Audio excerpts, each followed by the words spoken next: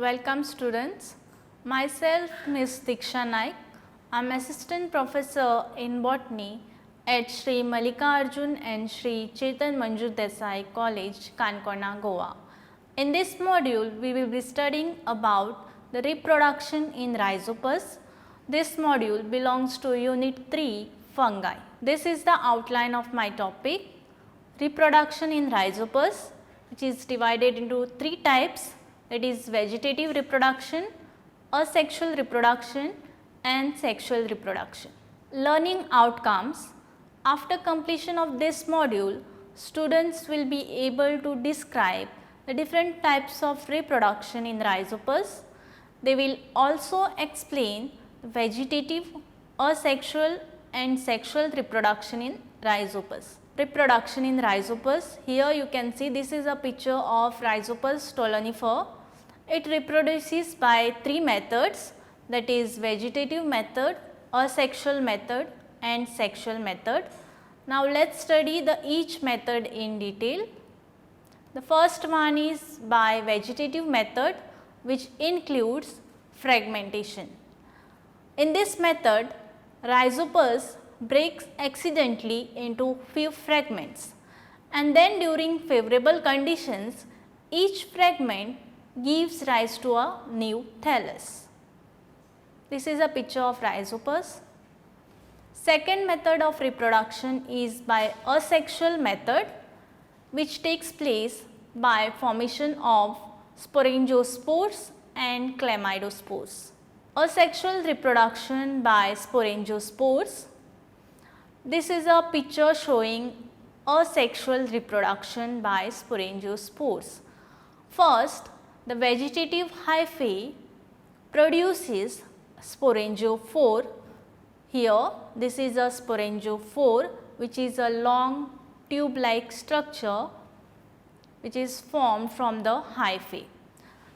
Later, this sporangiophore enlarges at the tip region and it forms a columella. Here you can see this is a sporangiophore, and at its apical region it is forming a columella of variable shape and size. This columella give rise to a sporangium on its outer side by pushing its cytoplasmic material to the peripheral wall. So, this is a sporangium. This sporangium later differentiates and forms spore sac in between the sporangium and columella. Here you can see this is a spore sac inside the sporangium.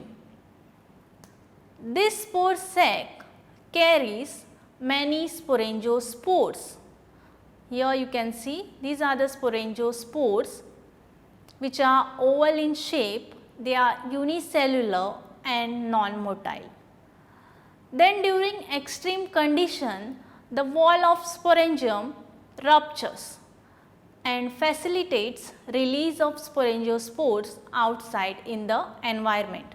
Here you can see there is a breakdown of this sporangial wall, which facilitates release of sporangiospores outside in the environment. These are the sporangiospores in the environment. In the environment, this sporangiospores remains in dormant state, and on return of favorable conditions, this sporangiospores undergoes germination to produce a germ tube. This is a germ tube which is formed from the sporangiophore during favorable condition, which later produces into a new vegetative hyphae.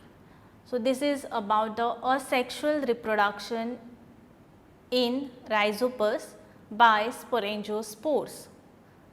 Second method of asexual reproduction is by chlamydospore. This is a cycle showing asexual reproduction by chlamydospore. During unfavorable conditions like insufficient food material or water, the vegetative hyphae produces chlamydospores. Here you can see these are the chlamydospores, which is having a very thick wall outside the protoplasm. This chlamydospores then detaches from the vegetative hyphae. Here you can see in the second diagram there is a detachment of chlamydospore from the vegetative hyphae. This chlamydospores remains in the dormant state, and on return of favorable conditions, this chlamydospores germinates to produce a germ tube. This is a germ tube which later forms a new thallus. Third method of reproduction is by sexual method. In Rhizopus, sexual reproduction occurs by the method of gametangial conjugation. Gametangial conjugation meaning the two gametangia come together and fuse to form a diploid zygote. This is a life cycle of Rhizopus showing sexual reproduction. When the two hypha of opposite strains, that is plus and minus strains, come together, they will form a swelling like structure on both the hyphae.